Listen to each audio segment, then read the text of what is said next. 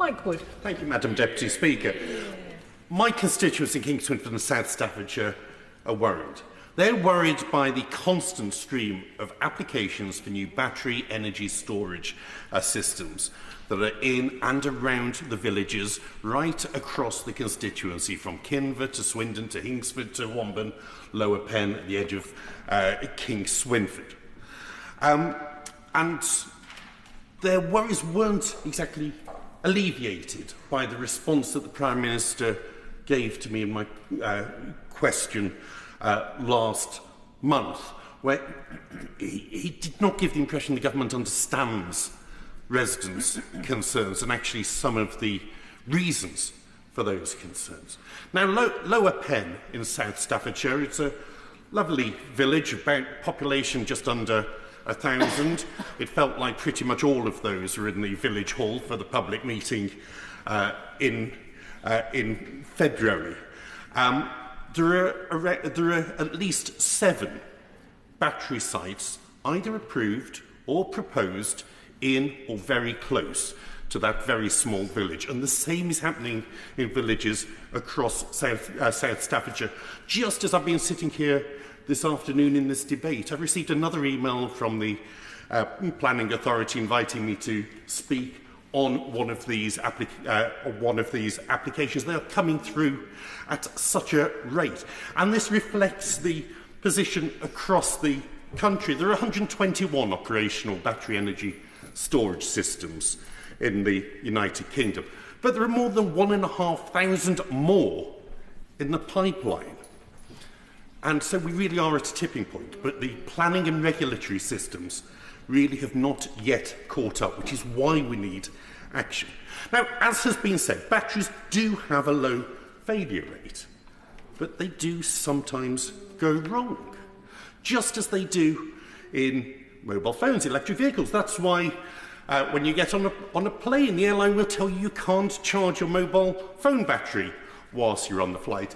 It's why Parliament has decided that you cannot charge electric vehicles in the underground car park. It's not because the risk is very high, it is because the consequences of things going wrong can be catastrophic.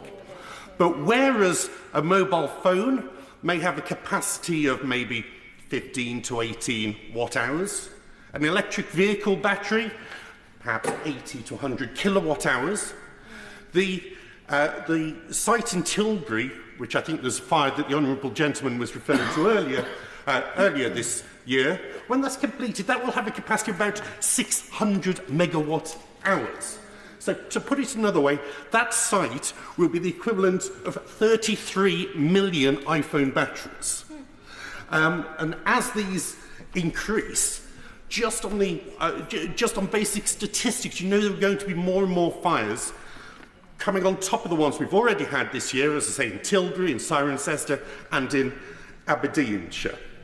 And so we do need to make sure that our systems are properly adapted and modernised to reflect these risks. Because, of course, the risk of the fire isn't only the potential danger to human life, both those who may be nearby, but also, of course, firefighters who are sent to bring those fires under control over what may be 24, 48 hours.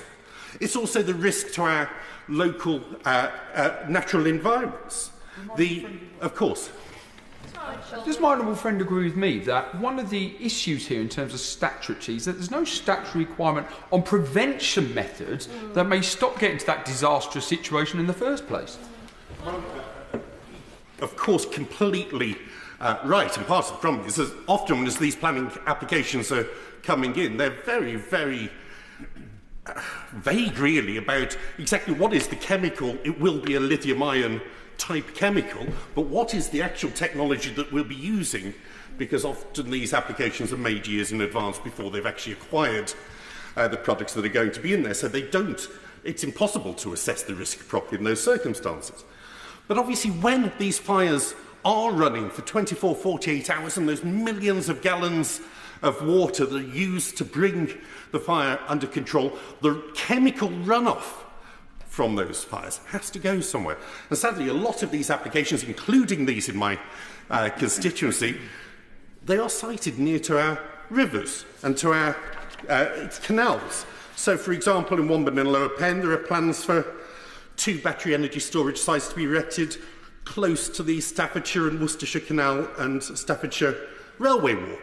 Now, not only is this canal a green corridor through our beautiful countryside, an area of outstanding local beauty, but the canal is also very close to the historic Bratch Locks, Bratch pumping station. It is a very popular site for canal users and for anglers alike. The consequences of a major fire and the chemical runoff would be devastating on the fish stock and other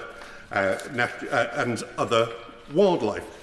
So we must have the planning and regulatory systems catching up to the realities before all of these applications are approved and in use, by which time it may be too late. So we do need the National Fire Chiefs Council to update their guidelines as well as their assessment of battery energy storage systems. But before that is done, we clearly need a minimum distance between battery sites and residential properties.